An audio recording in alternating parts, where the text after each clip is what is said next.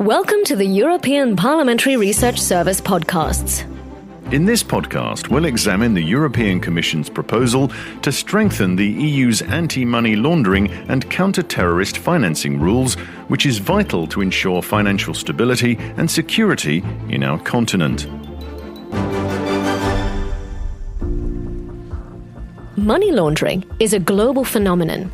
In the EU, estimates put it between 1 and 1.3% of EU GDP.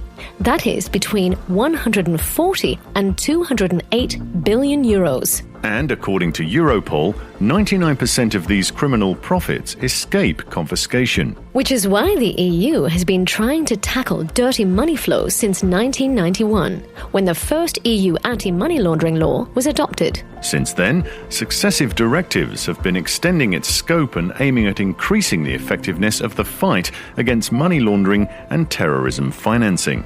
But implementation delays by member states and divergence of national rules have led money launderers to exploit legal loopholes to their advantage and move operations to the more permissive member states. Damien Carême is the European Parliament's rapporteur on the anti-money laundering regulation for the Committee on Civil Liberties, Justice and Home Affairs. The Pandora Papers scandal reminded us of how criminals are taking advantage of the system. Currently, regulations and supervisory practices vary enormously from one member state to the other. It's therefore urgent to have a set of directly applicable rules within the EU. At the same time, new technological challenges and crime patterns have emerged.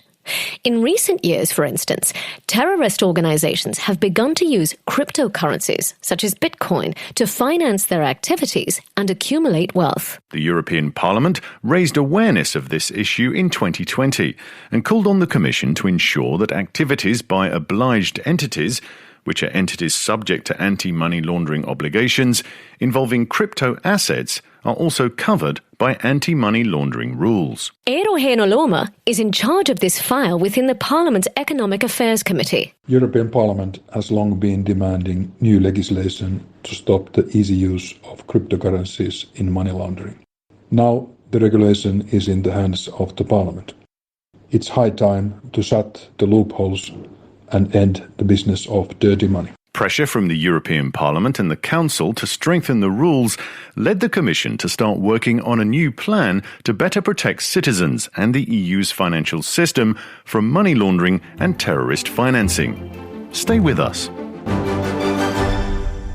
After months of preparation, in July 2021, the Commission presented an ambitious package of new rules to improve the detection of suspicious transactions and activities and to close loopholes. Here's Commissioner Mairead McGuinness in charge of Financial Services, Stability and Capital Markets Union. We have looked at where the gaps are in our regulatory framework and we've said enough is enough. So today's package is a response to very, very prominent cases, scandals if you like, of money laundering in the financial system, and we believe that the package will plug those gaps in our current framework. So, what changes would the new proposal bring? Well, at the heart of the new package is the creation of a new EU anti-money laundering authority that will coordinate enforcement among national regulators and ensure the private sector applies EU rules consistently.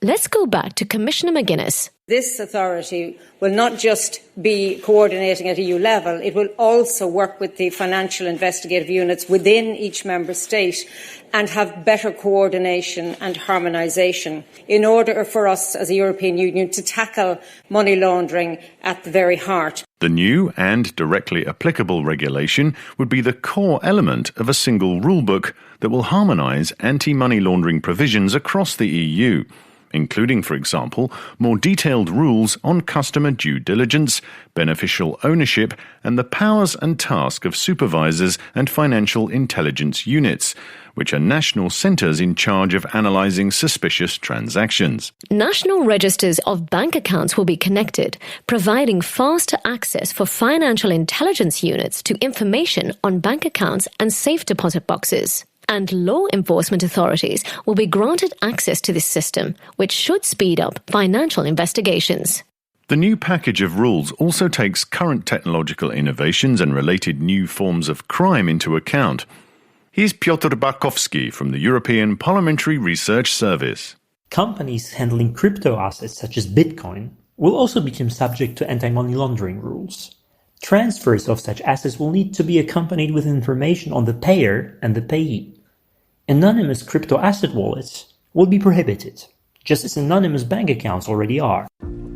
Because large cash payments are an easy way for criminals to launder money, the Commission has also proposed an EU-wide limit of €10,000 on cash transfers.